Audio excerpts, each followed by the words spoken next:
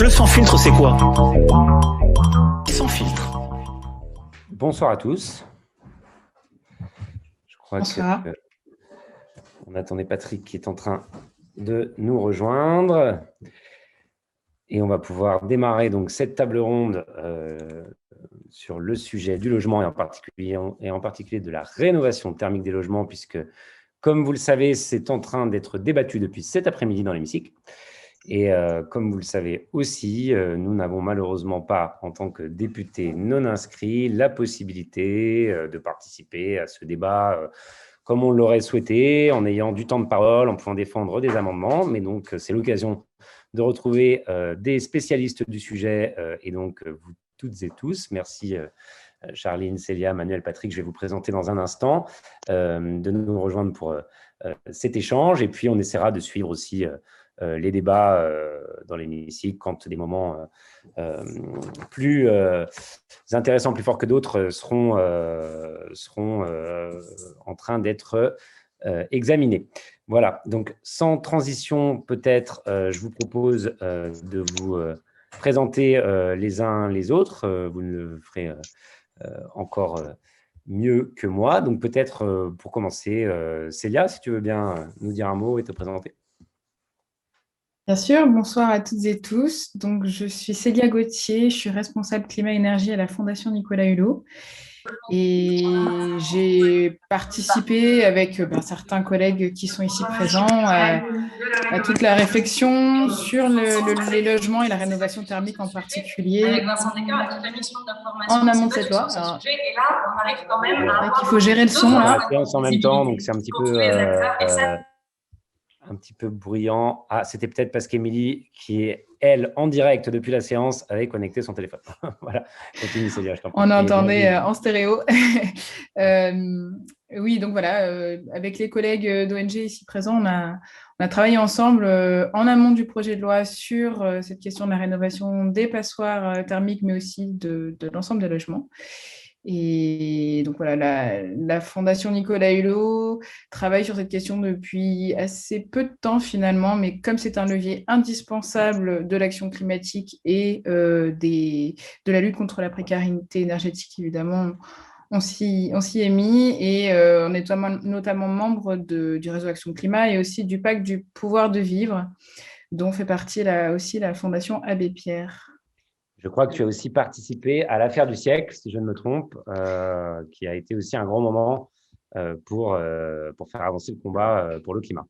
Voilà, je travaille sur l'affaire du siècle et je signale à ce sujet que d'ailleurs les juges ont condamné l'État pour inaction climatique, notamment sur cette question de la rénovation des passoires thermiques, puisque le juge a estimé qu'il y avait une carence fautive de l'État en matière de rénovation énergétique. Très bien, donc on va pouvoir ensuite voir un petit peu avec toi pourquoi alors sur ce titre logement de la loi climat, finalement, il y a autant de déceptions. Comment se sont passés finalement ces travaux préparatoires à l'avant-projet de loi? Parce que je crois qu'on va certainement converger tous pour dire qu'on attendait plus de cette partie logement de la loi climat. Et donc, si toi, tu as suivi toute cette préparation en amont, tu vas certainement pouvoir nous éclairer aussi, Célia.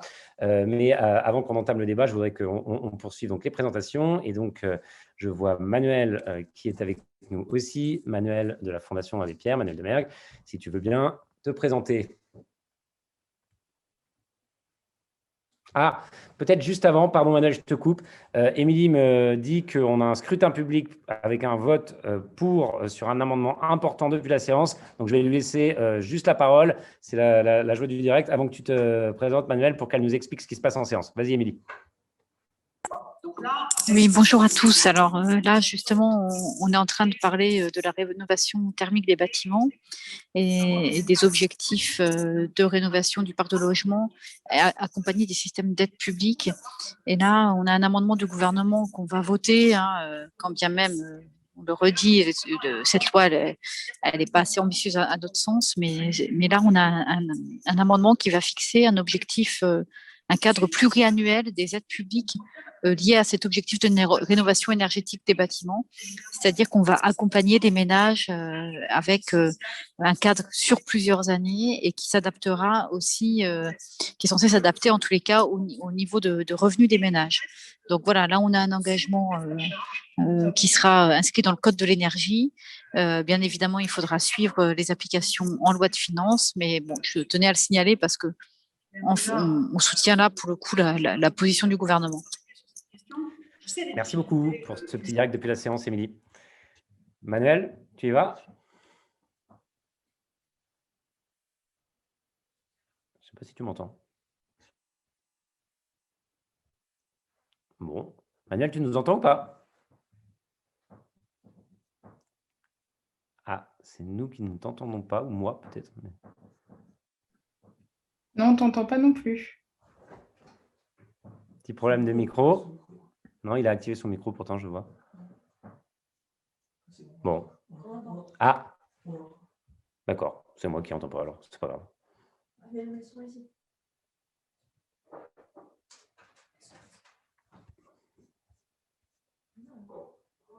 Ah, d'accord. C'est moi qui n'entends pas, alors. C'est pas grave. Alors, je réessaye. Est-ce que vous m'entendez? Parfait, Manuel. Bon. Ouais, Là, on ça va? t'entend. Ah, très bien, ok. Bon, il y a un décalage. Donc, Ouais. Oui, bonjour, Manuel Demer, je suis directeur des études de la Fondation Abbé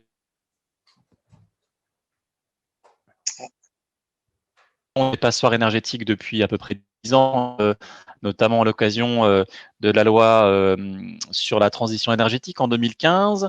On avait obtenu ou cru obtenir une première interdiction de mise en location des passoires énergétiques, et puis il y a eu des déceptions successives jusqu'ici, mais le sujet avance quand même, et puis on a été très actifs. Une opportunité intéressante pour faire avancer des idées et les faire porter par les citoyens. Et puis, autre opportunité, entre guillemets, la crise du Covid et le plan de relance, qui fait qu'aujourd'hui, on a quand même deux canaux qui poussent à agir sur ce sujet-là. Mais hélas, on pourra le détailler davantage, on est relativement déçu par ce qui a été retenu dans le cadre de ce projet de loi climat résilience. Et on n'est pas les seuls, puisque la Convention citoyenne, je crois, a donné la note de 3,4 sur 10 à ce volet-là. Donc, on est un peu loin du compte, mais il y a quand même des débats.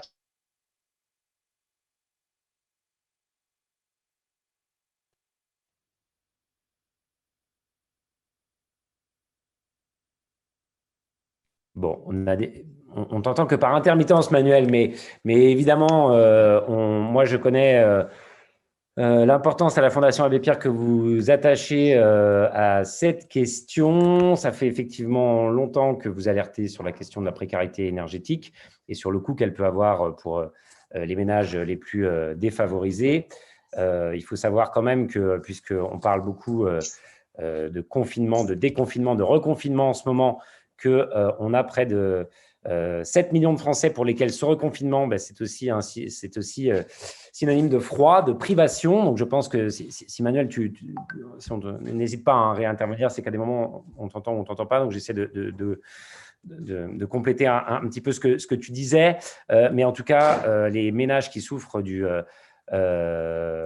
froid et qui sont aujourd'hui parmi les mal logés impactés par cette question des passoires sont de plus en plus nombreux. C'est 5 millions de passoires énergétiques en tout en France. Et donc, effectivement, la Convention citoyenne a mis une note qui est très basse parce qu'on attendait, par exemple, des obligations de rénovation qui s'appliqueraient dès 2024. On attendait des interdictions de location qui se mettraient en œuvre en 2025 et que tout ça n'a pas été retenu. Je passe la parole maintenant à Charline, qui n'a pas encore pu se présenter. Charline, à toi. Oui, bonjour, Charline Dufournay, je suis chargée de plaidoyer pour l'association Négawatt.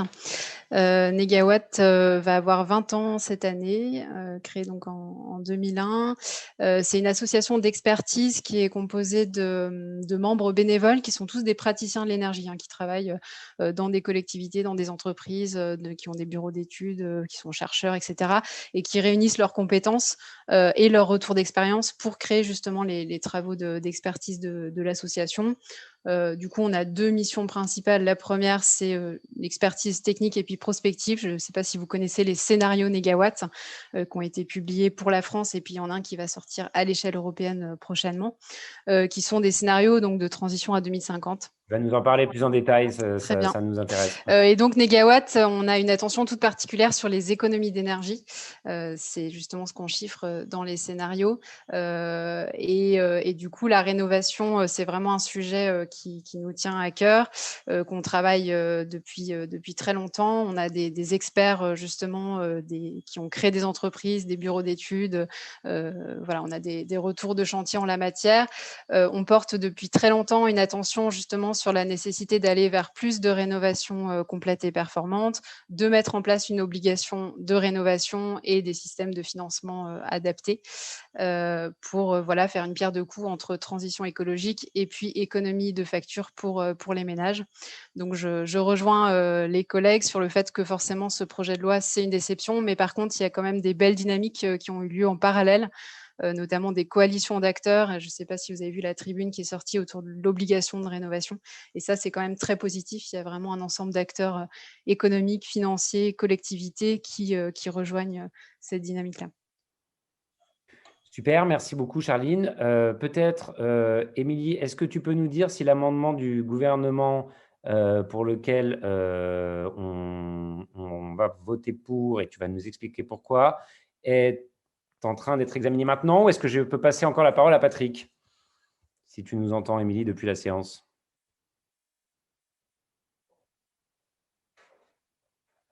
Bon, tu nous feras signe quand ce sera le moment.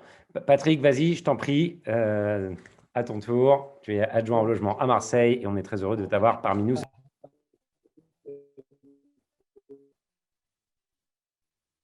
Merci.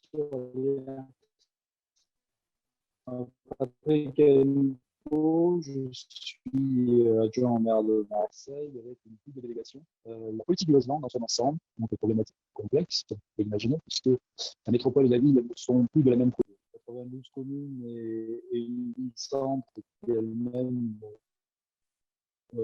rassemble 48% de la population. Moi, je t'entends assez bas, Patrick. Je ne sais pas si c'est le cas pour les autres aussi ou pas.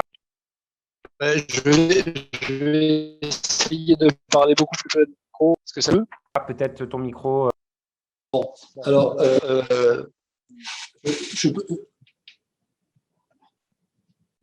Donc, je disais que nous sommes la ville-centre d'une métropole qui fait 48% de la population de la métropole. Et nous ne sommes pas, bien évidemment, depuis l'élection, de la même couleur politique, ce qui ne va pas sans poser de problème, compte tenu du fait que la métropole a, en matière de politique du logement, quand même une prééminence assez forte que lui donne la loi. Et dans ma deuxième casquette, c'est la lutte contre l'habitat indigne, qui à Marseille est une plaie à dépasser le problème de la crise pour devenir une crise humanitaire quasiment. Et donc, cette lutte contre l'habitat indigne, elle est à la fois sur la problématique de l'habitat existant et des problématiques d'évacuation, d'arrêté de péril, d'insalubrité et autres, mais en même temps aussi sur la vision qu'on peut avoir de notre centre-ville, d'une autre problématique d'abord des logements et éventuellement, bien sûr, d'y intégrer toutes les problématiques énergétiques que l'on peut avoir dans ces réhabilitations, dans ces futures constructions. Voilà. Ça me semble mieux, ouais. D'accord, formidable. Eh bien, écoute, on est très content de t'avoir. On les connaît, l'importance des enjeux de logement à Marseille, sur la qualité de l'habitat, sur les enjeux d'énergie aussi. Donc, merci d'être là.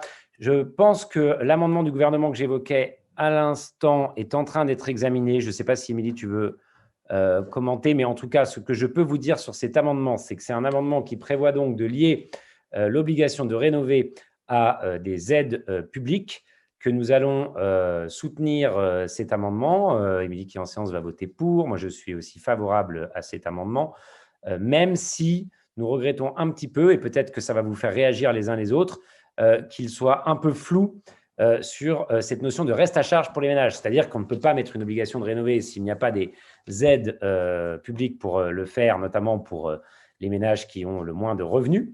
Finalement, nous, on aurait souhaité vraiment qu'il y ait un reste à charge zéro pour les ménages modestes ou de 10% au maximum. Et là, ça n'est pas très clair. L'amendement du gouvernement, effectivement, lie l'obligation de rénover à des aides publiques, mais sans être très clair sur cette question du reste à charge. Voilà, donc si vous avez envie de réagir les uns les autres sur cet amendement, je donne la parole à qui veut la prendre. Peut-être Célia ou Manuel. Tu veux y aller, Manuel? Ah, on t'entend toujours pas. Ouais. Je vais essayer de répondre. Alors, effectivement, on partage tout à fait Tu veux dire un mot, Célia? Ouais. Ouais, je vais essayer de répondre. On partage tout à fait l'analyse que pour les ménages modestes et très modestes, le reste à charge doit être proche de zéro. Parce que même quand on n'a plus que, mettons, 2 000, 3 000, 4 000 euros à payer parce que le reste est subventionné, quand on a un ménage modeste ou très modeste, en fait, ça n'est pas possible. Donc, il faut que ce reste à charge soit proche de zéro. Faire un prêt dans ces cas-là, souvent, ce n'est pas possible non plus parce qu'on n'est pas toujours un ménage solvable. Donc, l'intérêt d'une subvention à un niveau maximum pour ces ménages-là, il est très net. Effectivement, globalement, on n'a pas de précision et on n'aura aucune précision dans ce projet de loi sur les aspects budgétaires détaillés concernant ce type de ménage et puis plus globalement sur le financement des aides et à la rénovation des logements. Ça se fera plutôt dans le cadre du projet de loi de finances. Et l'amendement qui va être voté ou vient d'être voté est ce qu'il y a de plus proche, c'est-à-dire quand même permettre une certaine corrélation entre les deux, mais il faudra nécessairement qu'il y ait une nouvelle discussion parlementaire sur le volume d'aide total et puis les critères d'attribution de ces aides.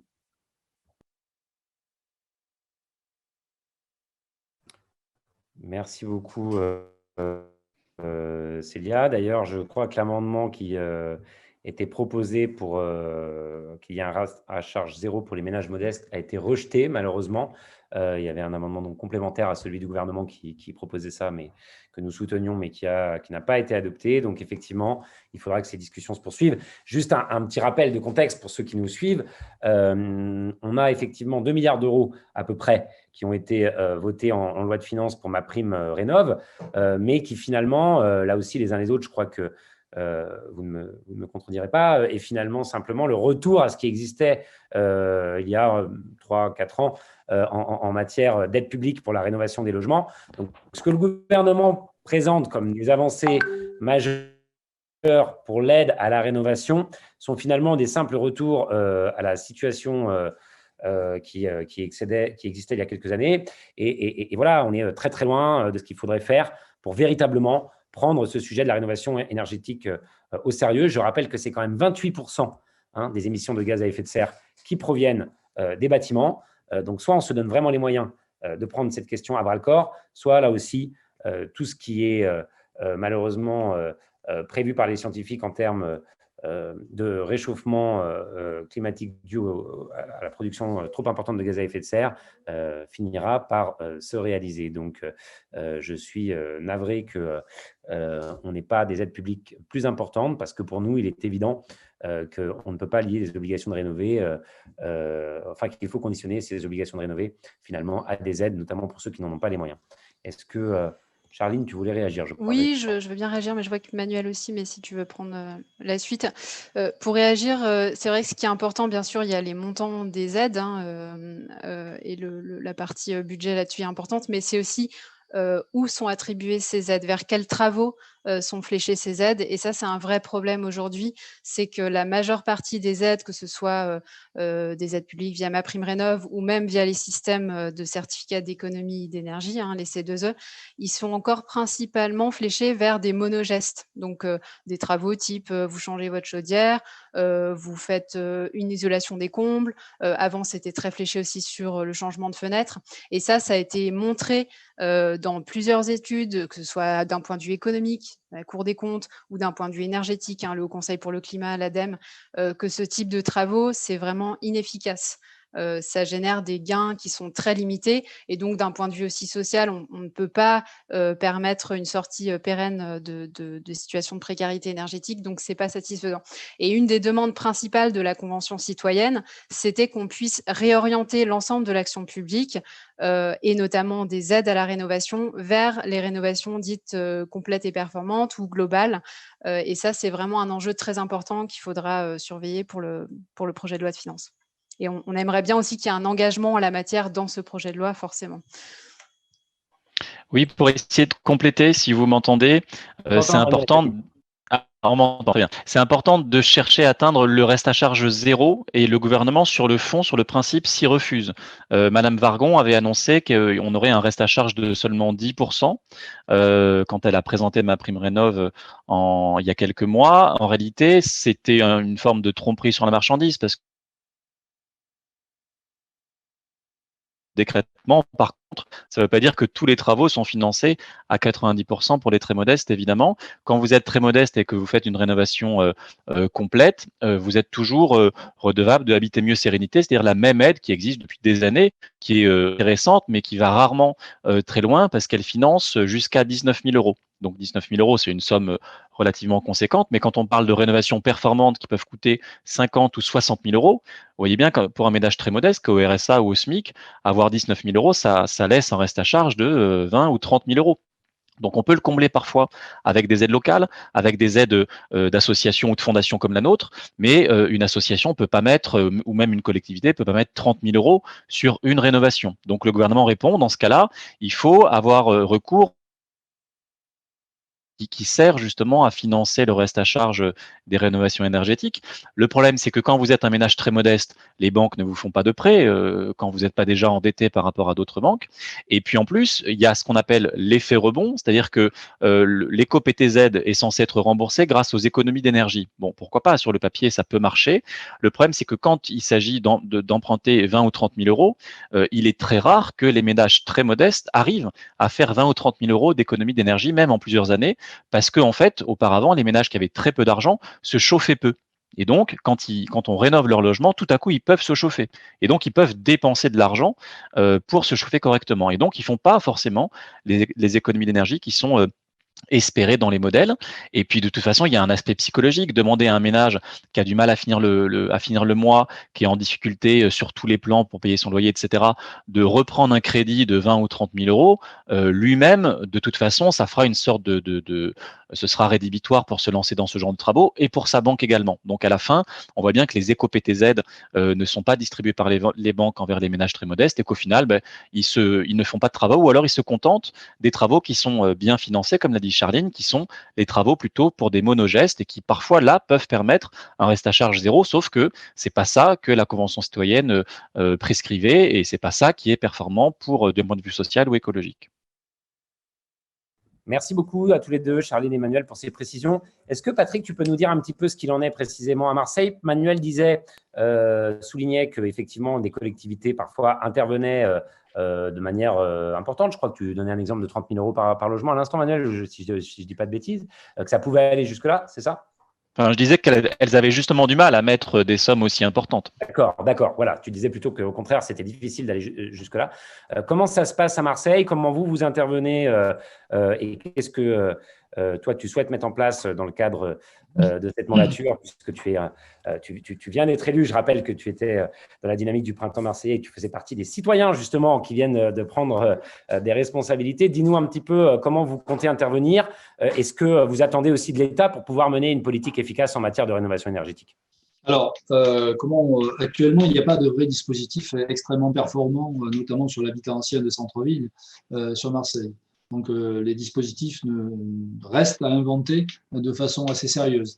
Nous, on est confrontés à quelque chose d'assez, alors, à la fois assez dramatique et assez intéressant. On est confronté à la nécessité absolue d'avoir une politique lourde de réhabilitation du parc ancien sur le centre-ville. Donc, cette obligation, ça se chiffre en centaines de millions, puisque l'État et les collectivités vont mettre de l'ordre de 600 millions dans le plan partenarial d'aménagement.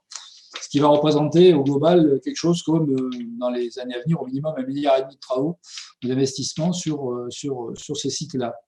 Ce que nous expliquons en permanence un petit peu à tout le monde lorsqu'on nous parle de la difficulté à mettre de la subvention et à refinancer, c'est que si une ville aujourd'hui qui est obligée, même si elle est dramatiquement obligée, d'investir des centaines de millions d'euros sur son parc, est une ville qui va continuer à développer son emploi, qui va continuer à structurer son secteur du BTP et de la rénovation à la fois technique et énergétique, qui va continuer à créer de l'emploi non délocalisable et qui va créer des recettes évidentes, à la fois par la TVA, mais aussi par les charges sociales que vont générer tous ces emplois qui vont se créer dans les années à venir.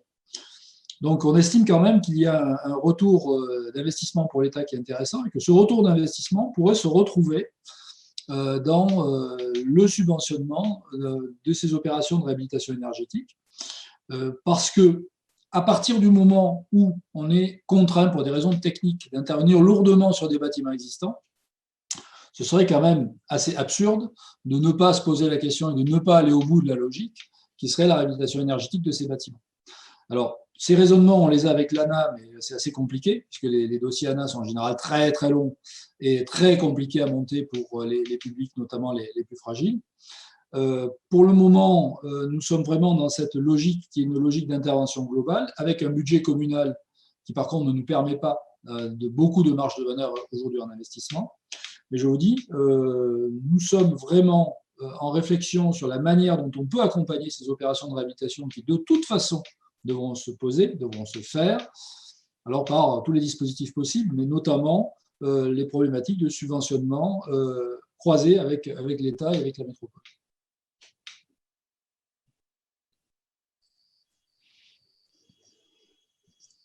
Ben, je veux bien rebondir. Vas-y, Charline, ouais, je t'en ouais. prie.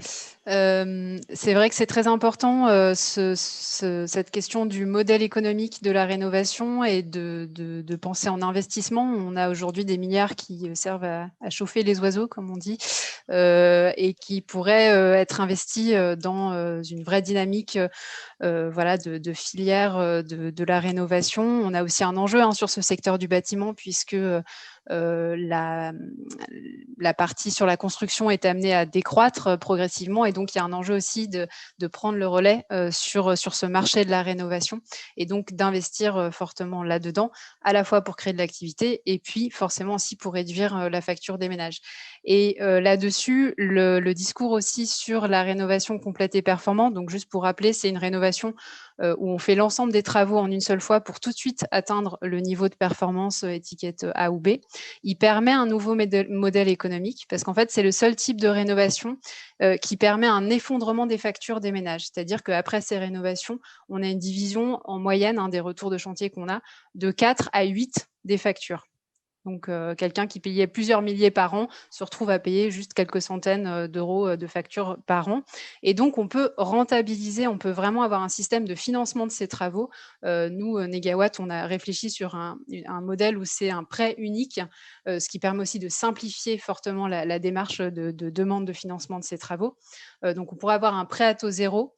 Et ensuite, on peut imaginer un système de financement, ce qu'on appelle en équilibre en trésorerie, c'est-à-dire qu'on paye des mensualités à hauteur de ce qu'on payait dans tous les cas avant travaux en termes de facture énergétique.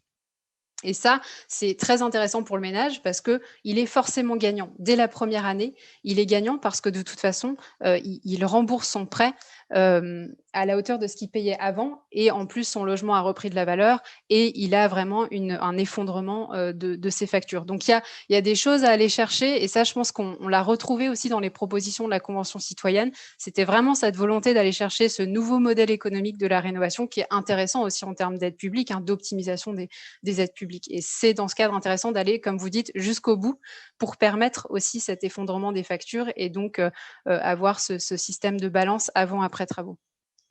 Merci Charline. Et justement, dans les gens qui nous suivent, dans les viewers, comme on dit, on a Fred qui nous dit pourquoi pas inventer un prêt à tout zéro pour tout ce qui est vert, comme la rénovation énergétique, etc. Donc, ce prêt unique que vous avez imaginé à Megawatt, c'est un peu ça. Tu peux nous en dire un peu plus, parce qu'effectivement, c'est quelque chose qui visiblement voilà, correspond à un besoin et dont beaucoup de gens aimeraient tout simplement pouvoir accéder à ce genre de prêt, ouais. Oui, tout à fait. Les calculs qu'on a fait, c'est qu'on pourrait presque, à niveau égal d'investissement aujourd'hui, hein, en termes d'aide publique, si on remplaçait l'ensemble des aides par justement ce système de prêt à taux zéro unique. Alors après, pourquoi pas, hein, sur certains ménages, on peut aussi avoir un système de subvention en plus. Eh bien, on pourrait financer l'ensemble de programmes, un programme complet de rénovation performante dans ce cadre. Donc, c'est vraiment ce que j'ai expliqué. Aujourd'hui, on a des moyennes de travaux complets justement autour de 40 000 € ou 30 000, ça dépend selon les régions. On peut tout à fait avoir un prêt à taux zéro qui puisse monter sur ces échelles de 40 000. Vous avez évoqué aussi 50 000, parce qu'aujourd'hui, on est complètement coincé sur le prêt à taux zéro. On est limité à des montants qui sont trop bas pour financer entièrement des projets de rénovation complète et performante. Donc, il y a un enjeu à monter le seuil, à le rendre accessible à tous, parce qu'aujourd'hui, ça n'est pas le cas, et en effet, Manuel l'a rappelé, et à surtout allonger la durée de remboursement pour permettre ce système d'équilibre en trésorerie et que les ménages voient un intérêt tout de suite à engager ce type de travaux complets, puisque si on allonge la durée de remboursement, bien sûr, on peut avoir des mensualités de prêt qui sont équivalentes aux factures payées avant travaux. Ok, super. Eh ben, effectivement, c'est enthousiasmant ça. Et je pense qu'il faudrait vraiment qu'on arrive à avancer dans cette direction. Alors, je vais passer la parole à Émilie dans l'hémicycle parce que je crois qu'il y a un débat intéressant sur un amendement sur la réno performance. Mais Émilie va nous en dire plus tout de suite.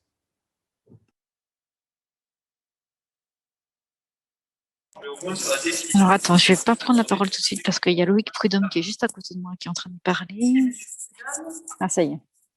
Alors, donc là, on a une série d'amendements. On est toujours sur la rénovation énergétique des bâtiments. Donc, on soutient une série d'amendements pour inscrire, mettre en place donc les obligations conditionnelles de rénovation performante, notamment quand on cède des propriétés individuelles. Donc, on a toute une série d'amendements qui sont inspirés de la Convention citoyenne et qui fixent justement les conditions de cette obligation-là. Alors, je suis désolée, mais là, je suis obligée de suivre un peu les débats. Mais si tu veux, je reviendrai peut-être dessus sur les amendements qui seront passés, parce que là, on va avoir des scrutins publics. Donc, je pense qu'il y a des choses qui peuvent bouger. Merci, Émilie. Tu nous dis quand ça bouge et effectivement, tu reviens vers nous à ce moment-là. Mais peut-être que les uns ou les autres, vous avez envie d'intervenir aussi à ce moment du débat. Célia, je te vois, je t'en prie.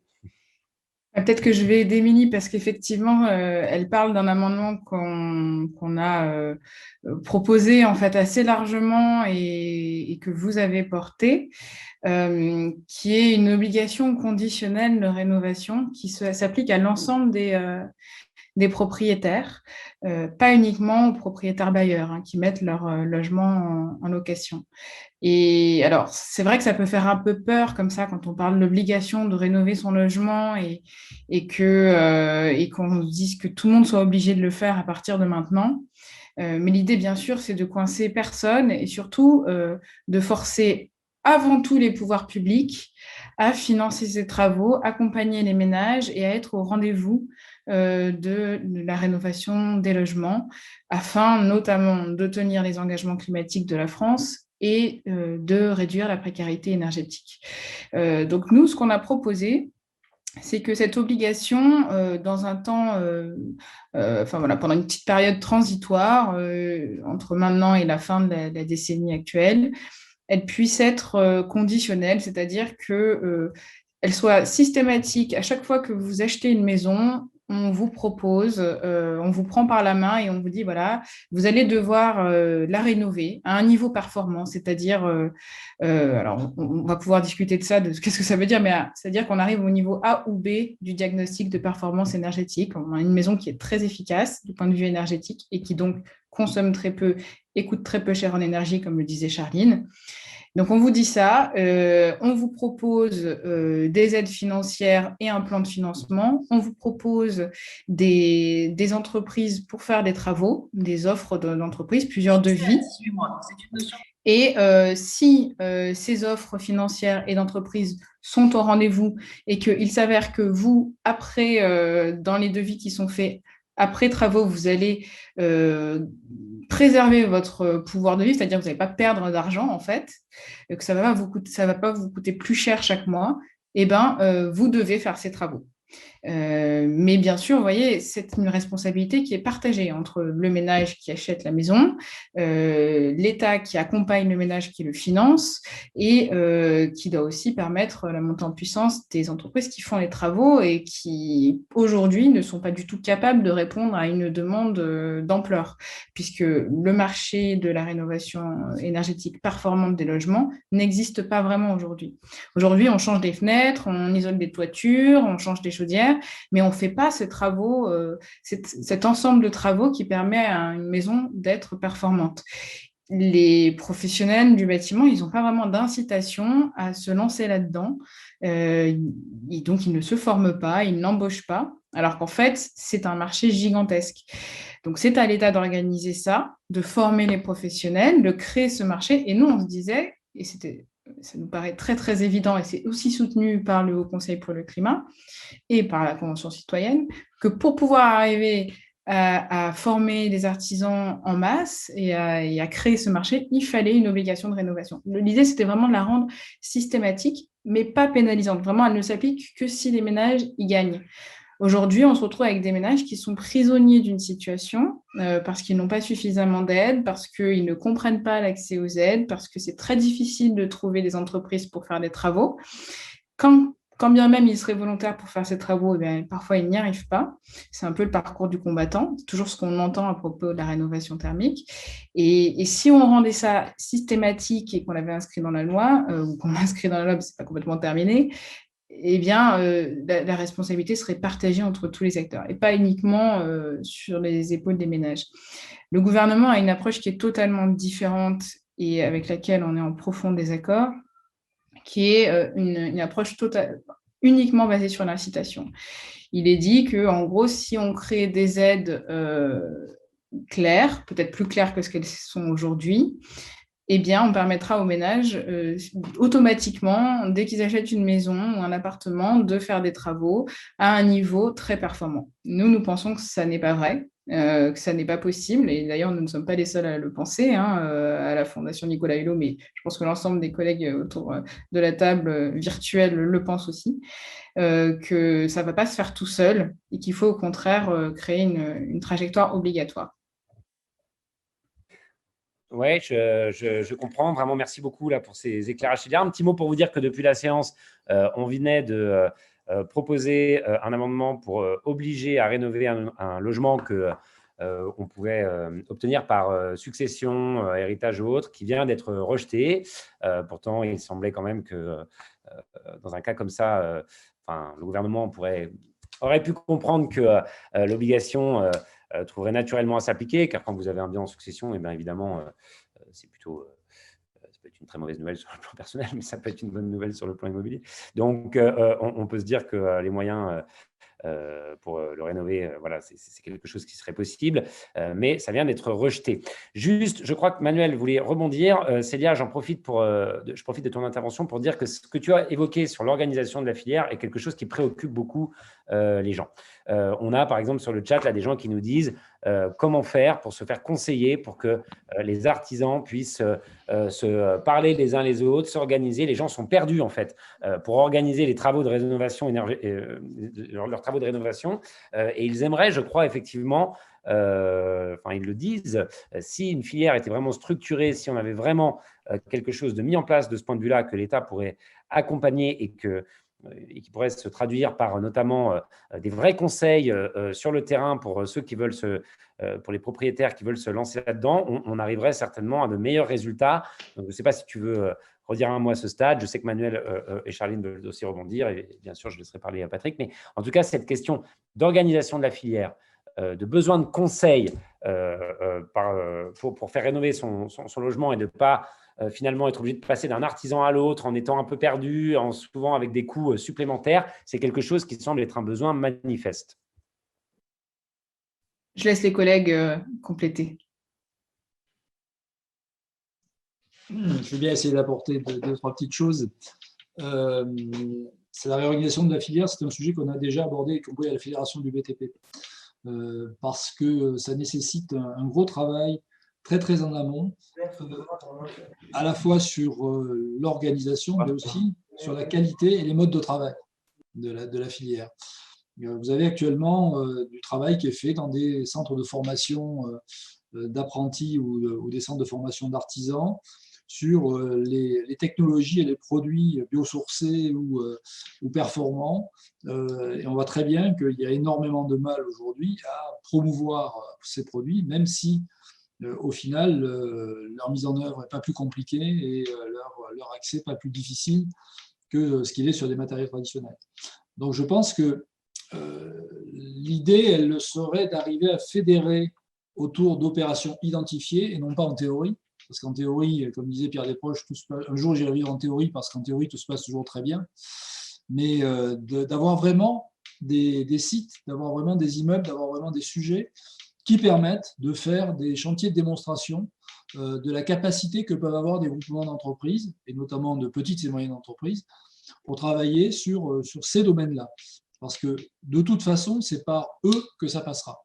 Et le deuxième sujet, pour moi, il est de l'accompagnement de ces petites et moyennes entreprises par une ingénierie qui doit être une ingénierie, par contre, extrêmement performante et extrêmement pointue, parce que c'est par là qu'on arrivera d'abord à démontrer ce qu'il faut faire et ce qu'il faut éviter de faire, mais qu'on fera aussi gagner de l'argent à ces entreprises-là par des procédés de mise en œuvre, par des visions de programmation, par des coordinations et du pilotage qu'elles ont énormément de mal à faire entre elles. Donc c'est bien là-dessus, à mon avis, qu'il faut arriver à mettre les choses en évidence, en trouvant des moyens de financer cette ingénierie qui en général est très très peu prise en charge dans les financements sur les travaux de réhabilitation et les travaux de rénovation thermique, mais aussi par tout ce travail de formation qu'il faut faire très en amont et dès maintenant, via les fédérations de BTP ou les fédérations professionnelles, sur justement l'intérêt qu'il y a à travailler sur ces nouveaux matériaux et ces nouveaux modes d'approche. Ok, merci Patrick. Je sais pas si, je crois que peut-être Émilie voulait nous reprendre la parole depuis la séance. Émilie ? Oui, donc là, on vient de faire un scrutin public sur l'amendement 4615 dont nous étions tous co-signataires. Hein. Donc, il n'y avait pas que le collectif Écologie, Démocratie, Solidarité qui avait déposé cet amendement. Il y avait aussi les socialistes, il y avait aussi les Insoumis. Et c'était un amendement qui venait préciser en fait la définition de rénovation performante avec un minimum fixé, étiqueté à A ou B, alors que là, pour les rénovations et pour les performances énergétiques, alors que le gouvernement proposait uniquement d'augmenter de 2 classes la performance du bâtiment rénové. Donc, ces amendements ont fait l'objet d'un scrutin public, ils ont été rejetés, ce qui fait que là encore, on n'est pas satisfait du niveau d'exigence que porte le gouvernement et la majorité sur ces rénovations-là. Et sinon, par rapport à tout à l'heure, on a eu un long débat sur effectivement le reste à charge pour les ménages, sur les rénovations et tous les amendements qui visaient à aller plus loin pour les ménages modestes ont été rejetés. Voilà pour le point dans l'hémicycle. Merci beaucoup. Oui, ce à quoi tu fais référence, Émilie, c'est finalement ce qui est un petit peu présenté comme la mesure phare de ce titre par le gouvernement, à savoir le fait qu'à partir de 2028, les F ou les G étant considérés, les logements classés F ou G, qui sont les seuls à être considérés comme passoires par le gouvernement, seront donc interdits à la location. Et donc là, il y avait des amendements pour finalement aller plus loin sur ce qui doit être considéré comme des passoires et l'obligation de rénover, c'est ça ouais. Il me semblait bien que c'était exactement ce qui était en train d'être débattu à ce moment-là. Donc ça, c'est vrai que c'est un point important. Pour ceux qui nous suivent, il faut le redire. Et peut-être là, les uns les autres, je vais refaire circuler la parole. Les demandes de la Convention citoyenne étaient évidemment pas seulement de considéré que les logements F ou G étaient des passoires, mais qu'il fallait être bien plus exigeant sur les classifications de logements qui étaient considérés comme passoires, et surtout qu'on n'attende pas 2028, mais que cette obligation de rénover puisse s'appliquer dès 2024 et l'interdiction de louer, elle, en 2025, parce que le but est quand même de rénover avant de mettre des interdictions. Peut-être, Manuel, là-dessus, tu peux nous dire un mot. Oui, c'est Juste sur cette question. avant que tu parles, Manuel, je crois qu'on n'est pas encore arrivé dans les débats à cette question de l'interdiction de location des passoires. On en était à définir ce que c'était qu'une rénovation dite performante pour pouvoir cibler les aides. Mais je te laisse parler, Manuel, et on pourra peut-être revenir sur cette question de la définition qui a fait l'objet d'un scrutin public parce qu'il y a eu de nombreux débats au début des discussions sur la partie se loger, notamment parce que, effectivement, comme le disait Émilie Cariou, la majorité et le gouvernement entendaient baisser l'ambition de ce qu'est une rénovation performante, ce qui peut poser un certain nombre de problèmes, notamment du point de vue de la performance énergétique globale du parc qu'on atteindra en 2050. Mais pardon d'être intervenu, c'était juste pour pas qu'on se trompe de débat. Merci, il y a cette précision qui était très utile. J'ai devancé un peu les débats parce que j'essaie de suivre la séance en direct aussi. Mais c'est compliqué. Voilà. Donc, merci Célia. Manuel, je t'en prie. Puis du coup, revenons après, effectivement, sur cette question de la définition de ce que doit être un logement performant énergétiquement. Oui, sur la question de l'obligation. Donc, le gouvernement, jusqu'ici, était uniquement sur l'incitation.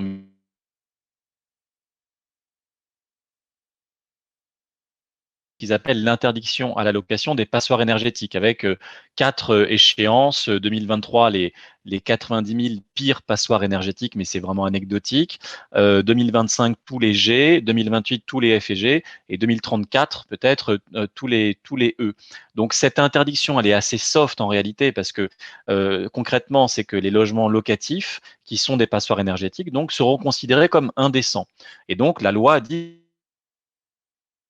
indécent. Mais après, concrètement, il y a des millions de gens en France qui habitent dans des logements indécents à un titre ou à un autre. Simplement, le fait d'habiter dans un logement indécent leur permet de se retourner contre leur bailleur et de lui demander, tout d'abord à l'amiable, d'avoir soit une baisse de loyer, soit des travaux de rénovation, et s'il ne le veut pas, d'aller devant le juge.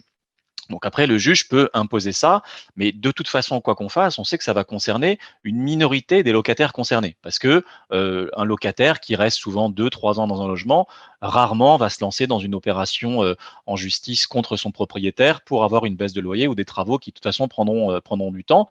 Donc c'est une obligation relativement soft et surtout très tardive. La vraie obligation donc pour les G, qui va toucher 700 000 logements locatifs en G, c'est 2025, alors que ça fait déjà des années et des années qu'on parle de ça.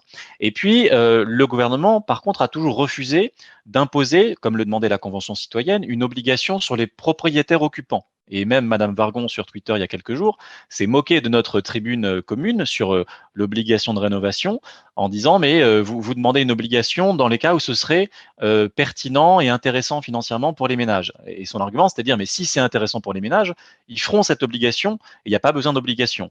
Je pense que c'est quand même beaucoup méconnaître les modes de décision, notamment dans les copropriétés, ou dans une copropriété, c'est pas parce que des travaux sont rationnels, pertinents à long terme, qu'ils seront votés. N'importe qui a fait une AG de copro, c'est que les 3/4 du temps, c'est gérer le chat qui fait ses besoins à côté et mettre une caméra de surveillance, et que très rarement, on s'intéresse aux questions de très long terme qui vont coûter de l'argent aujourd'hui et en rapporter peut-être dans 10 ou 20 ans, ce qui n'est pas l'horizon commun de la plupart des gens, tout simplement. Et donc, c'est là que la réglementation, l'État, a un rôle à jouer dans la transition énergétique, c'est de montrer le chemin. Et plus que simplement le montrer, c'est aussi d'imposer. Et on sait que toutes les avancées environnementales sont passées aussi par des normes et que c'est pas liberticide. Je rappelle que l'État, la loi, impose des ravalements de façade tous les 10, 15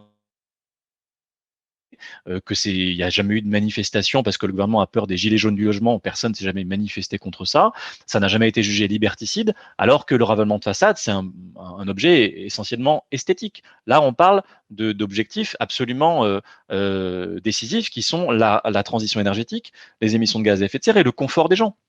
Donc oui, il faut assumer un moment qu'il y ait des obligations qui soient prévisibles, qui soient raisonnables, qui soient réalistes, mais qu'on ne passera pas uniquement par la bonne où là aussi, il y a quand même, si une majorité s'oppose à vous alors que vous voulez lancer des travaux de rénovation énergétique, votre droit à habiter dans un logement décent est bafoué parce que la majorité ne va pas s'y plier. Et on sait bien que dans la plupart des copros, c'est comme ça que ça se passe. Donc, en passer par l'obligation, peut-être que c'est prendre un petit risque par rapport à l'opinion, mais en même temps, les sondages, suite à la Convention citoyenne, ont montré que l'opinion soutenait ce type de proposition. Merci Manuel. Alors effectivement, je vous redonne la parole à toutes et tous tout de suite.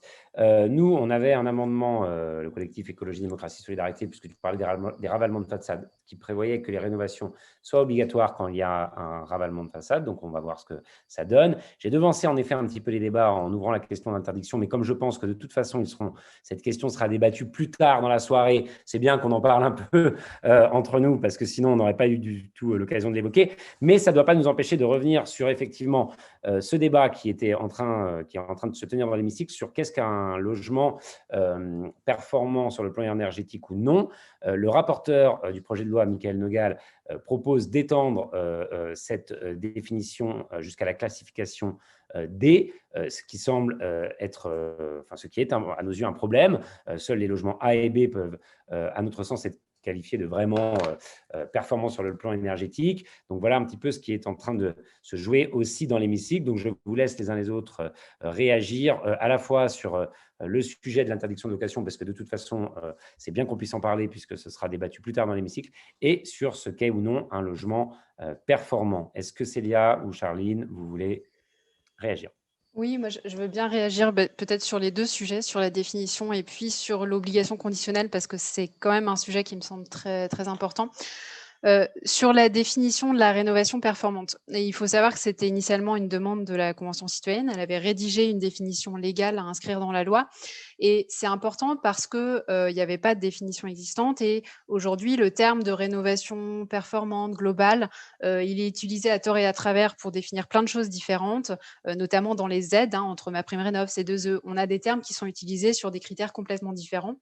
Donc, on manquait quand même de lisibilité là-dessus. Et puis, c'est important d'envoyer le signal aussi aux acteurs de la filière pour conditionner progressivement, et ça c'est une demande de la Convention, les aides, les mécanismes d'accompagnement, de formation sur ce type de rénovation complète et performante.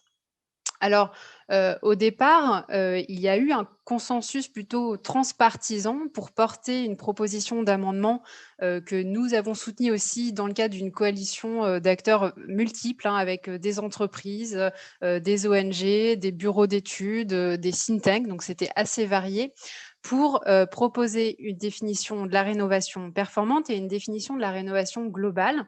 Elle était complètement conforme à la définition qu'avait rédigée la Convention citoyenne, et elle s'appuyait en fait sur une définition qui a été proposée par l'ADEME et qui a d'ailleurs été reprise aussi dans le rapport d'Olivier Sichel, donc en fait qui définit la rénovation performante par rapport à l'objectif de performance du parc bâti en moyenne qui est fixé aujourd'hui dans la loi et dans la SNBC. Et puis, ça disait que, bien sûr, une rénovation performante, il y a ce critère cet objectif de performance, mais il y a aussi l'approche des travaux. Il faut, pour qu'une rénovation soit performante, qu'elle ait traité un ensemble de postes de travaux. Ce n'est pas qu'une question de changement de chaudière par-ci, par-là. Il faut traiter l'ensemble des travaux, parce que ce qui joue pour atteindre la performance, c'est la coordination des travaux entre eux et l'interface entre les travaux. Et puis, la rénovation globale, c'est quoi? C'est une approche de travaux, justement. Une rénovation performante, c'est une rénovation qui atteint le niveau BBC ou équivalent et qui a traité tous les postes de travaux. Et une rénovation globale, c'est simplement une rénovation performante qui est réalisée en une seule opération de travaux en un an à peu près, en moins d'un an.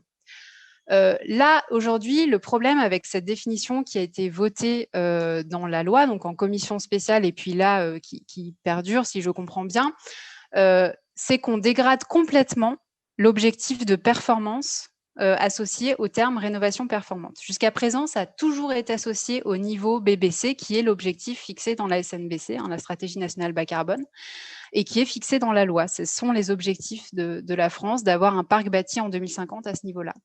Là, donc BBC, ça correspond approximativement à l'étiquette A ou B du DPE.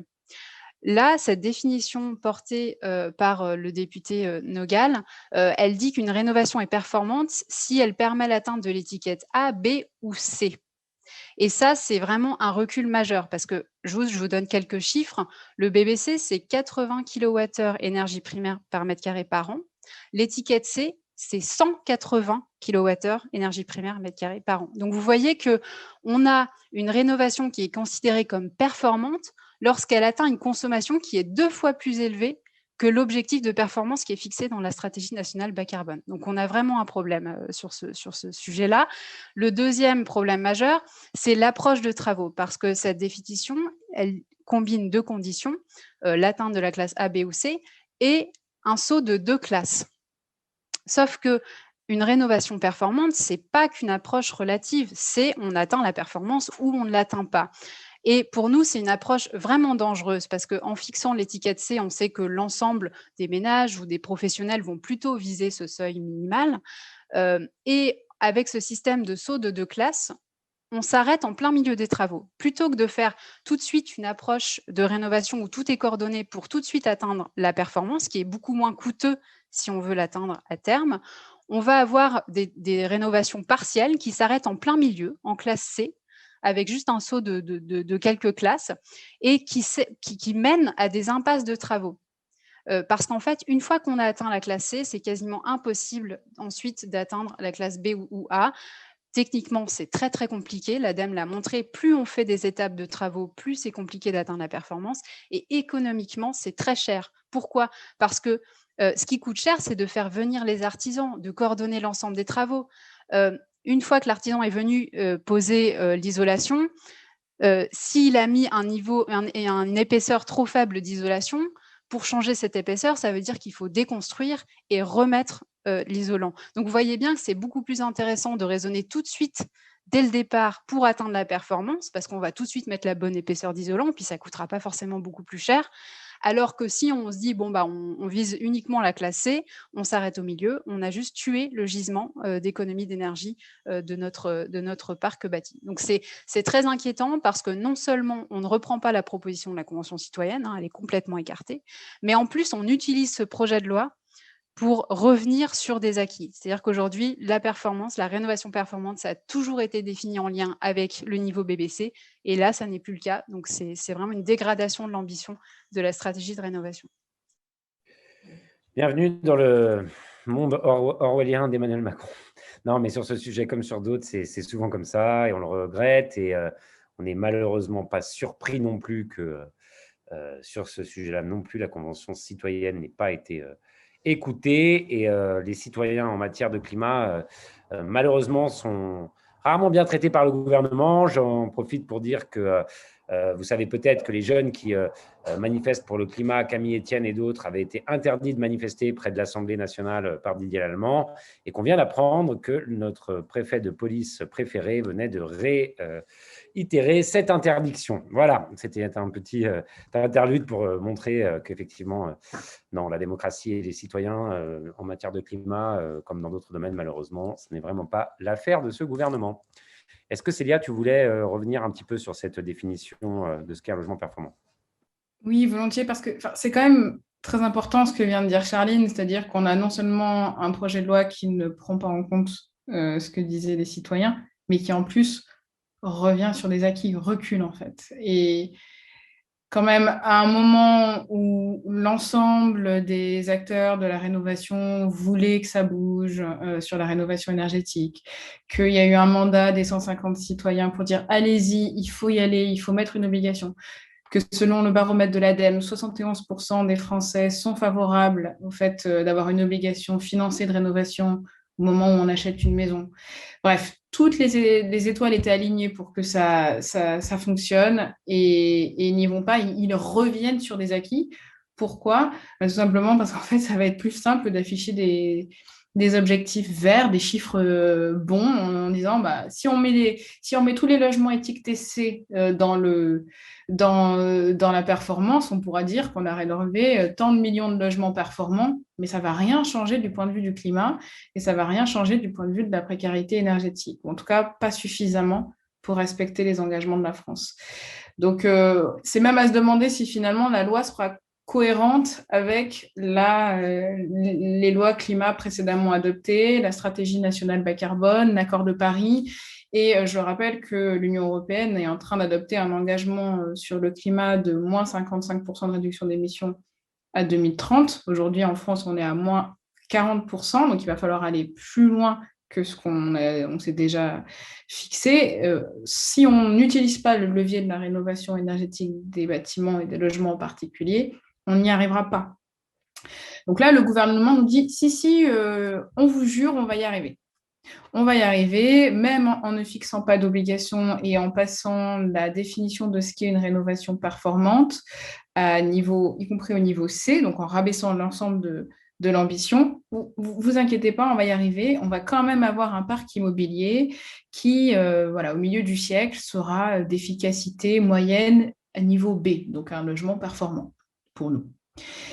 Mais c'est juste des propos. Rien dans cette loi ne prouve qu'on va arriver à ça. Et c'est vraiment une décorrélation totale entre ce qui est écrit dans la loi et ce à quoi ils prétendent arriver. Et cette décorrélation, cette absence vraiment concrète de levier dans la loi pour parvenir à nos objectifs, elle est assez inquiétante. Évidemment, on la retrouve dans d'autres thématiques de ce projet de loi.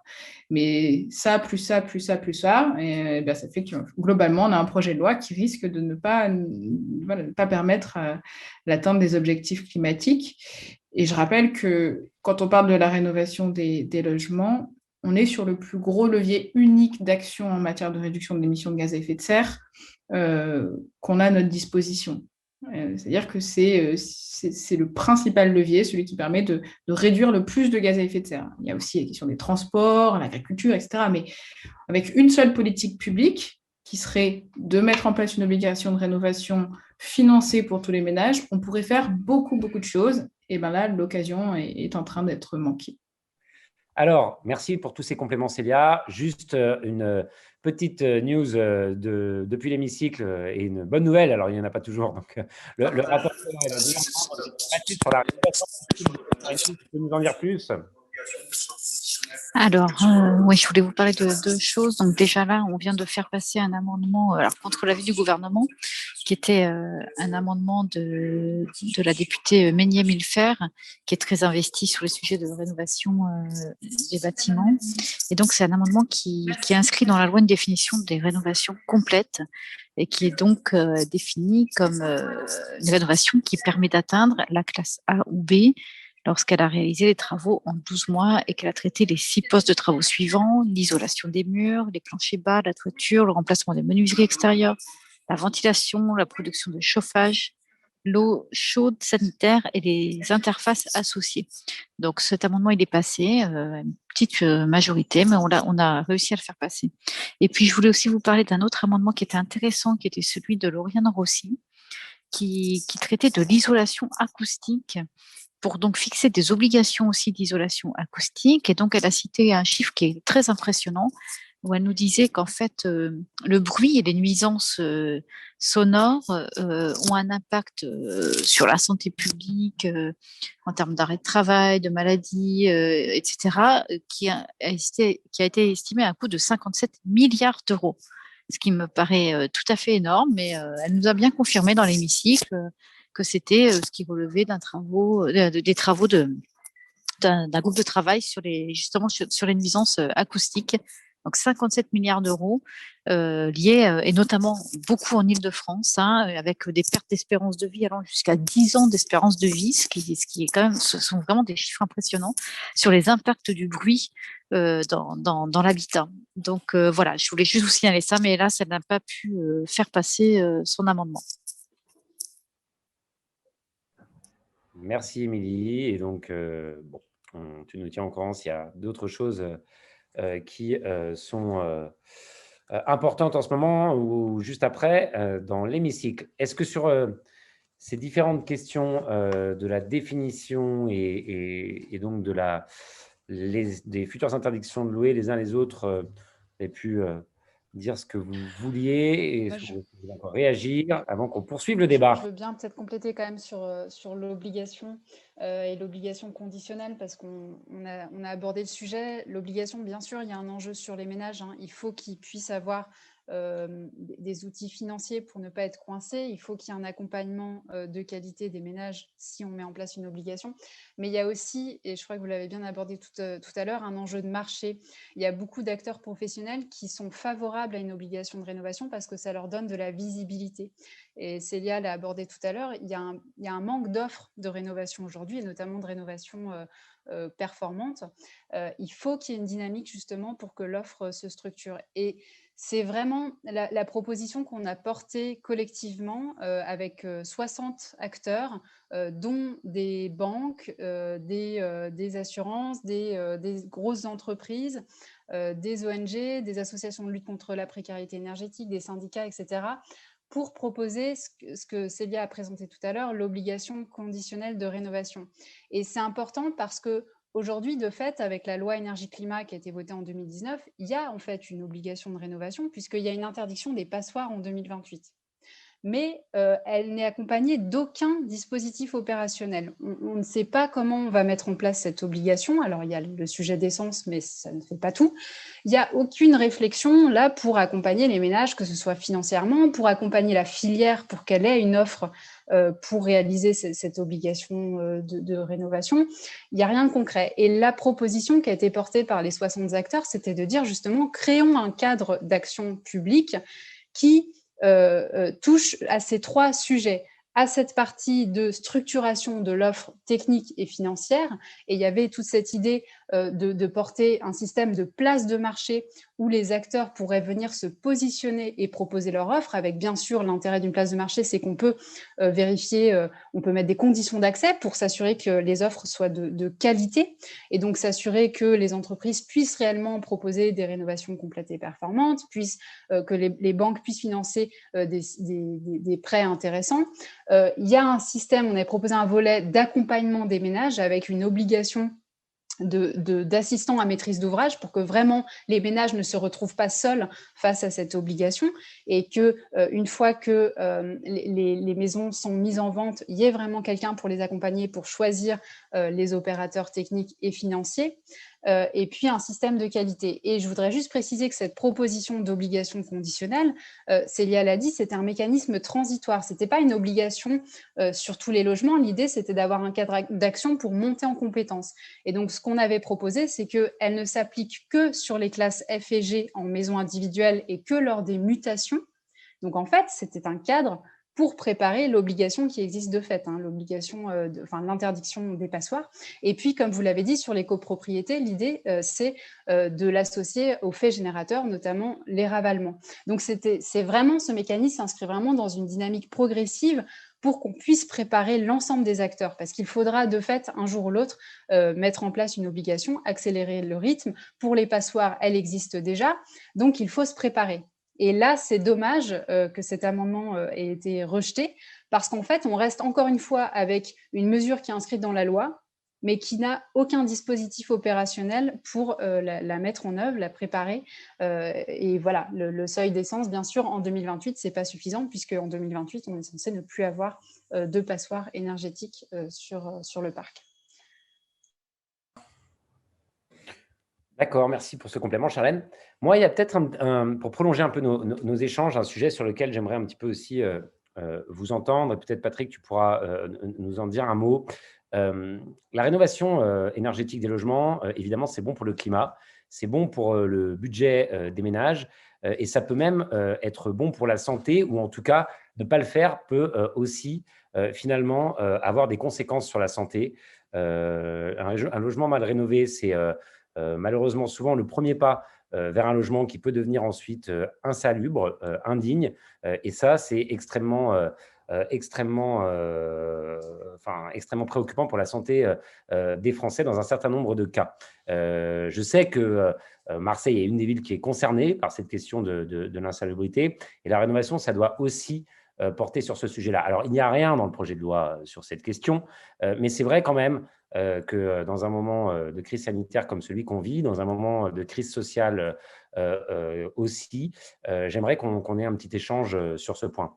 Patrick, je t'en prie, et je suis sûr que Manuel aura des choses à nous dire aussi sur cette question.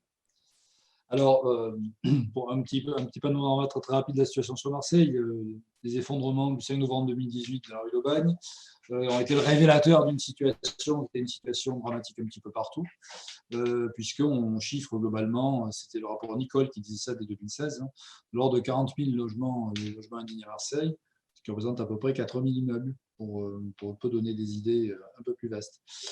Ça a été un révélateur d'une problématique qui était la problématique de la solidité, mais qui était aussi parallèlement la problématique de l'état général des immeubles, et dans lequel on a retrouvé des problématiques d'insalubrité.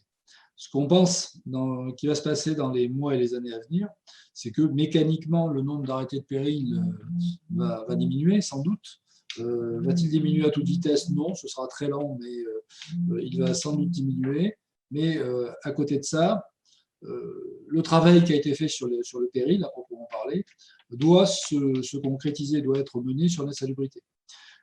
On rencontre dans pas mal de cas des immeubles qui sont devenus sûrs en matière technique après des travaux de confortement ou des travaux d'urgence sur les parties qui menaçaient ruine ou menaçaient péril, et qui au final continuent à être insalubres. Parce qu'on n'a pas résolu d'autres sujets qui étaient des problèmes d'infiltration, des problèmes d'aération, tout ce qu'on peut imaginer autour de ça. Ce qui est évident aujourd'hui, c'est qu'on va avoir devant nous un énorme sujet sur l'insalubrité en général. Énorme sujet parce que autant le péril touche les immeubles anciens ou très anciens, autant l'insalubrité peut toucher aussi des parcs récents, voire des parcs publics appartenant à des bailleurs sociaux qu'on a identifiés déjà, avec des situations quand même problématiques, et sur Marseille avec une situation encore plus complexe, qui est celui des très grandes copropriétés. Nous sommes la palme, encore une fois, nationale du plus grand nombre de copropriétés de plus de 100 logements en difficulté. Nous avons déjà 17 copropriétés sous plan de sauvegarde, et des copropriétés qui s'échelonnent entre 200 et 800 logements chacune. Donc on a un énorme sujet devant nous sur le traitement de l'insalubrité, et des tout petits moyens, absolument tout petits, puisque du côté de la ville, nous avons aujourd'hui que 3 inspecteurs d'insalubrité qui ont du mal à répondre à toutes les sollicitations. Nous avons, notamment depuis les ordonnances qui ont suivi le rapport de Guillaume Vuilletet, une posture de l'État qui normalement doit traiter ces sujets-là, qui est très en retrait du sujet, et qui lui aimerait bien refiler tout ça, passez-moi l'expression, aux collectivités bien sûr. Et même la caisse d'allocation familiale qui s'était investie pas mal dans le sujet, qui est en train de vouloir se retirer de ces problématiques d'insalubrité parce que l'effort à faire est immense et les moyens pour y faire face tout petits. C'est un véritable problème de salubrité publique, c'est un véritable problème de santé publique. Je pense que nous sommes aussi en train de battre des records par les infestations de punaises de lit, par exemple, qui vont avec aussi les problématiques d'insalubrité, et que nous allons effectivement avoir devant nous un mur énorme, au-delà des problématiques techniques du péril, sur cette question d'insalubrité. Alors, moi, effectivement, je pense que les rénovations complètes doivent permettre de sortir de ces logiques-là, et que la précarité énergétique, qui amène aussi à ne pas chauffer les logements et qui amène aussi à ne pas augmenter ou à respecter les valeurs d'échange de renouvellement d'air, participe complètement à cette problématique d'insalubrité derrière. Et oui, je pense qu'il faut vraiment qu'on l'aborde et qu'on l'intègre dans les problématiques et les visions de rénovation globale, même si on est très conscient que ça va être extrêmement difficile dans les années à venir.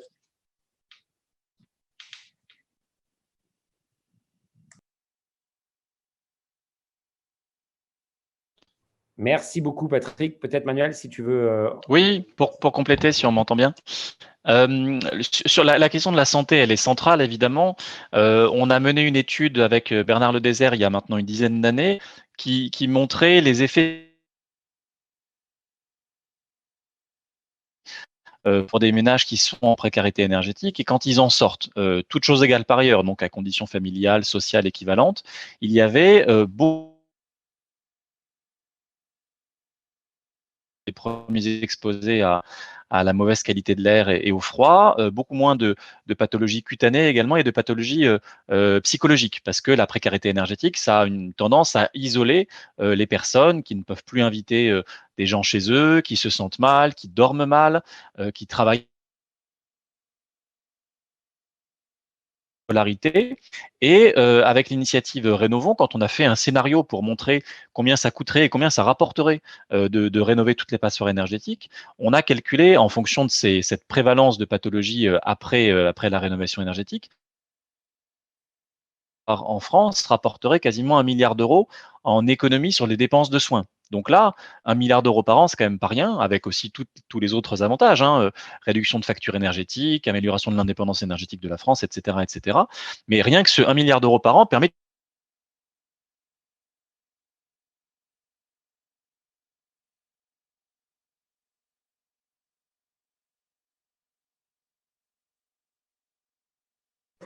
On te repère un petit peu, Manuel. Bon, mais je crois qu'on a retenu l'essentiel. La Fondation a réussi à chiffrer à 1,3 milliard d'économies, notamment ce que ça coûterait finalement de rénover les logements, en tout cas sur les dépenses de soins. Et donc ça, c'est extrêmement important. Je crois que ce que nous a dit Patrick aussi sur voilà, finalement, le manque de rénovation, ça peut être vraiment le début d'une dégradation importante de l'habitat qui peut ensuite conduire à la salubrité. Et ça, je crois qu'il faut aussi que ceux et celles qui nous suivent puissent le savoir. Est-ce que Célia ou Charline, vous voulez, sur cette question de la santé, ajouter quelque chose? Et sinon, je ne sais pas où on en est dans l'hémicycle, si voilà, on y refera peut-être un saut. Mais moi, il y a un tout dernier sujet aussi sur lequel je vous proposerai bien de réagir les uns les autres. Ce projet de loi voilà, traite de la question de la rénovation des logements. On est en train de démontrer quels sont les efforts encore colossaux qu'il y a à faire pour atteindre les objectifs qui sont ceux qu'on doit se fixer pour finalement préserver le climat. La Convention citoyenne en avait fait une priorité sur la question du logement. Elle avait abordé un sujet dont on parle moins et qui n'est pas du tout traité dans le projet de loi aussi, et qui était celui d'une construction qui serait aussi, parce qu'on ne va pas pouvoir totalement arrêter de construire des logements pour pouvoir continuer à finalement loger tout le monde dans de bonnes conditions, d'une construction qui serait plus respectueuse de l'environnement, où on artificialiserait moins les sols, et où finalement, il faudrait aller peut-être vers une ville plus compacte. C'était l'une des 150 propositions de la Convention citoyenne. Voilà. J'ouvre ce débat juste pour peut-être, voilà, il faudrait faire un débat à part entière là-dessus, mais pour peut-être vous entendre en fin d'échange sur ce sujet aussi, parce que moi, je suis un ardent militant de la rénovation, mais je crois que pour mener à la fois le combat du climat et celui du mal logement, il faudra aussi se fixer une doctrine en matière de construction, et que cette proposition de la Convention citoyenne avait semblé intéressante et peu débattue. Oui, je veux bien prendre la suite sur les questions de santé. C'est vraiment important et c'est vrai que c'était intégré dans la définition qui a été portée initialement de manière transpartisane lors de la lecture en commission et puis à nouveau là dans les débats en plénière. Sur la définition de la rénovation performante, on avait intégré ce critère de préservation du bâti, de ne pas générer des pathologies et de garantir aussi la santé, qu'il n'y ait pas de dommages sur la santé des habitants. Et ça, c'est très important parce qu'on voit que dans les rénovations qui sont mal faites, justement des rénovations partielles, ce qui a été fait malheureusement avec les dispositifs à 1 euro où on a isolé comme ça, mais sans trop se poser la question de bien coordonner ça avec des enjeux de ventilation. Eh bien, on a eu des catastrophes avec des moisissures qui sont arrivées, des très mauvaises qualités de l'air. Et donc, en fait, ce débat sur rénovation performante versus rénovation par étape, c'est aussi ça. C'est aussi de dire, c'est pas qu'une question d'énergie, c'est aussi une question de santé et de pas dégrader la santé des habitants, de pas générer, de pas faire plus de mal qu'autre chose. Et les rénovations qui sont mal faites peuvent générer vraiment des grosses pathologies qui sont très coûteuses, à la fois économiquement et d'un point de vue sanitaire. Et sur la question de la lutte contre l'artificialisation, absolument, Negawatt travaille sur ce sujet aussi depuis très longtemps, c'est de dire qu'il y a des politiques d'efficacité énergétique qu'on peut mener par la rénovation des bâtiments, mais il y a aussi tout un enjeu à activer par les politiques de sobriété énergétique, c'est-à-dire comment on peut repenser nos consommations, qu'elles soient individuelles, collectives, nos comportements, pour réduire les consommations énergétiques. Et ce n'est pas qu'une question individuelle, il y a aussi toute une question d'infrastructure existante. Comment on rend possible ce changement de comportement? Et ça, les politiques d'urbanisme sont vraiment très importantes. Il y a aussi la question de repenser nos villes ou justement les espaces aussi ruraux pour limiter les déplacements, pour limiter l'artificialisation des sols, voilà, rendre des espaces mixtes où il n'y a pas que des habitations et puis éloignés des centres commerciaux, mais qu'on ait bien un ensemble de services qui soient proches des habitants pour qu'ils puissent à la fois limiter leurs déplacements et puis voilà, limiter justement l'artificialisation de sol également. Merci beaucoup, Charline. Qui veut réagir sur ces sujets encore? Oh oui, moi, je voudrais réagir sur le sujet, dernier sujet, qui est le sujet de la production, parce qu'on y est confronté, nous, de façon claire et opérationnelle et immédiate. Puisque dans notre programme, en même temps, comme disait l'autre, on a défini la lutte contre l'imperméabilisation des sols, on a défini notre volonté de construire autrement, avec des matériaux biosourcés, avec un respect nettement plus important des conditions de santé derrière. Et on a en face de nous un besoin de 40 à 50 000 logements, notamment sociaux, qui n'existent pas et qu'il va falloir créer d'une manière ou d'une autre, dans lequel on voit bien que la simple réhabilitation de logements existants, d'abord, elle ne crée pas autant d'offres d'offres nouvelles que ce qu'il nous faut en matière de logements nouveaux, et elle produit peu et dans du temps long, alors qu'on a besoin de beaucoup dans du temps court. Donc effectivement, ça pose un problème de fond sur lequel je ne dis pas qu'on bute maintenant de travailler fortement, qui est celui de la densité, parce que si l'on veut conserver cette politique de préservation des espaces, de non-consommation d'espace, d'agriculture urbaine, de non-imperméabilisation, de qualité de vie que l'on prône, on a en face de nous aussi des blocages qui sont nés de la vision de la pérennisation du patrimoine tel qu'il est. Les AVAP en centre-ville ou les dispositifs en centre-ville de protection du patrimoine de centre-ville font qu'aujourd'hui, il est extrêmement difficile d'aller raisonner, par exemple, même sur des immeubles très dégradés, qui objectivement ne relèvent plus trop de la réhabilitation, mais seulement d'une démolition-reconstruction.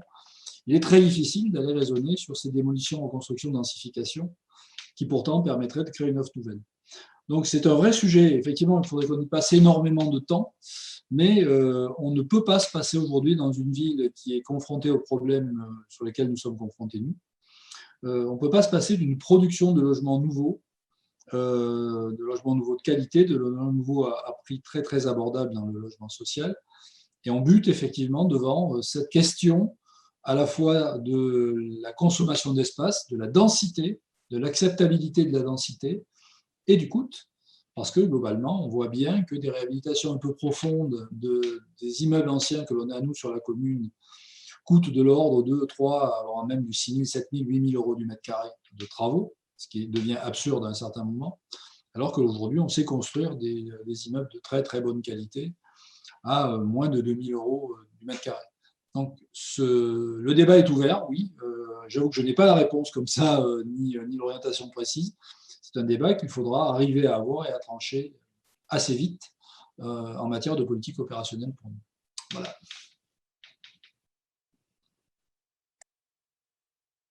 Merci. C'est quelque chose d'important que tu évoques, Patrick. Encore une fois, voilà, il ne faut pas opposer rénovation et construction. Il faut penser que pour loger tous ceux qu'on souhaite loger et qui ont peu de moyens pour le faire, tout en respectant la non-artificialisation des sols à outrance, cette question de la densité devra être reposée. Je suis content que tu évoques ce sujet parce que c'est un sujet qui n'est pas simple. Et je trouve que les citoyens de la Convention, là aussi, avaient pris un peu à rebours ce qu'on pourrait finalement penser que, enfin voilà, tout le monde pense qu'aucun Français n'est capable d'être favorable à cette densité, à cette ville compacte. Et moi, j'avais trouvé cette proposition intéressante et c'est souvent difficile pour les élus. Je sais que vous avez beaucoup de difficultés à faire passer ça parfois, ceux qui sont en charge des politiques du logement au niveau local, parce qu'il faut expliquer chez le quartier aux voisins, voilà, il va falloir faire un petit peu plus haut. Ça pose aussi les questions, parce que la densité, oui, mais pas n'importe laquelle. On n'a pas envie de se retrouver, évidemment, dans ces immeubles qui sont ceux qu'on a pu connaître dans les années 60-70 et qui ont mal vieilli et qui n'avaient pas, en termes de qualité de vie et de qualité de l'habitat, ce qu'on peut aussi rechercher aujourd'hui. Donc, ça pose aussi la question de la nature en ville, ça pose tout un tas de questions. Mais je pense que c'est intéressant. Voilà. Donc, je ne sais pas si Manuel, Célia, vous voulez rebondir aussi, puisqu'on va arriver vers la fin du débat. Et je pense que c'est intéressant qu'on puisse vous entendre là-dessus. Et si jamais Émilie veut nous faire un coucou de la séance, qu'elle n'hésite pas. Je ne sais pas où on en est en séance en ce moment. Je crois que c'est les audits. Peut-être faire le lien avec la suite du titre Se loger qui sera discuté sur l'artificialisation des sols et les plateformes logistiques, puisque c'est l'autre sujet compliqué de ce titre Se loger dans la loi. À l'évidence, le chemin que prend la loi n'est pas le bon, c'est-à-dire que la densification des villes pour le logement, ça va aussi avec le rapprochement des usages et des consommations proches de chez soi et permettre la construction de plateformes logistiques Amazon partout en France, c'est certainement pas le bon modèle. Donc, je ne suis pas une experte de ce sujet-là, mais je sais que d'autres collègues seront sur ce débat sans filtre pour en parler et c'est vraiment un sujet essentiel, donc à suivre.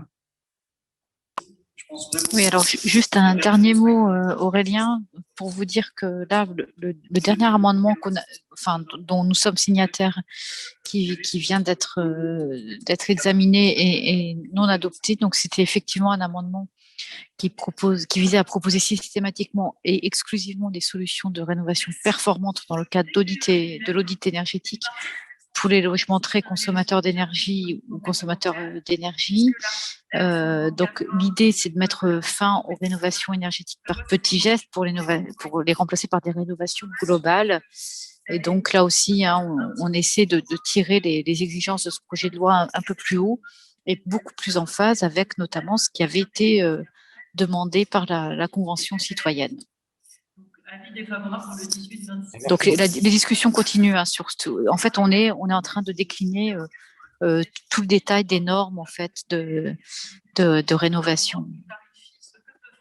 Et d'ailleurs, ça fait effectivement aussi une transition avec ce qu'on était en train d'évoquer, nous, en fin de débat. Il faudra qu'on fixe une ambition pour ces normes la plus haute possible aussi pour les constructions à venir. Et donc, le débat sur la rénovation énergétique des logements à l'Assemblée nationale se poursuivra ce soir, puisque la séance va bientôt s'interrompre à 21h.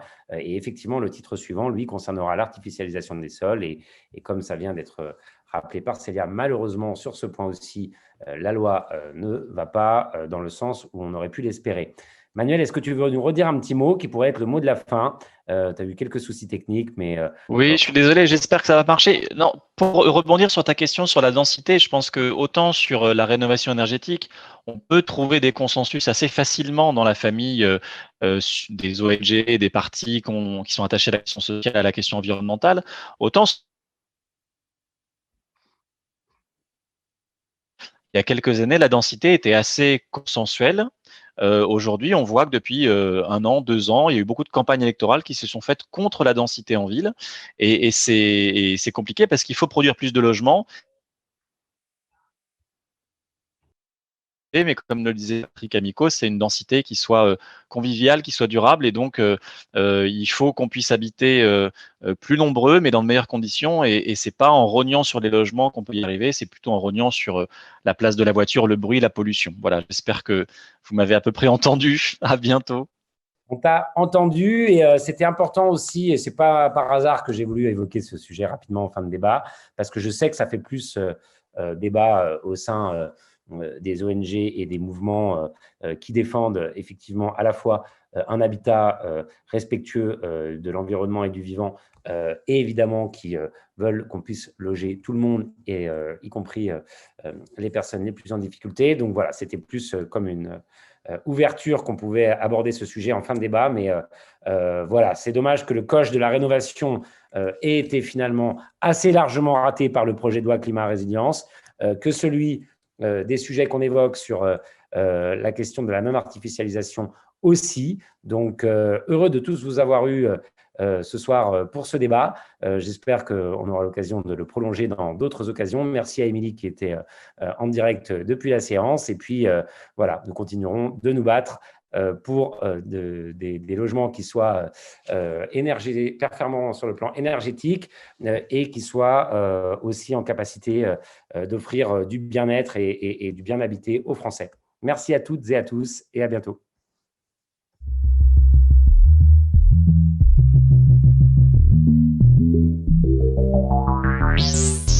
Le sans filtre, c'est quoi? Sans filtre. Le sans filtre, c'est quoi? Sans filtre. Le sans filtre, c'est quoi? Le sans filtre, c'est quoi? Le sans filtre, c'est quoi? Le sans filtre, c'est quoi? Toutes les propositions qui seront abouties et précises seront transmises sans filtre. Sans filtre. Sans filtre. Sans filtre. Ce qui sortira de cette convention, je m'y engage, sera soumis sans filtre. Sans filtre. Soit au gouvernement pour ce qui relève du domaine réglementaire, soit pour ce qui relève de la loi, au Parlement ou directement au peuple français. Sans filtre. Ce sans filtre, c'est vraiment l'idée que on va au bout de chaque proposition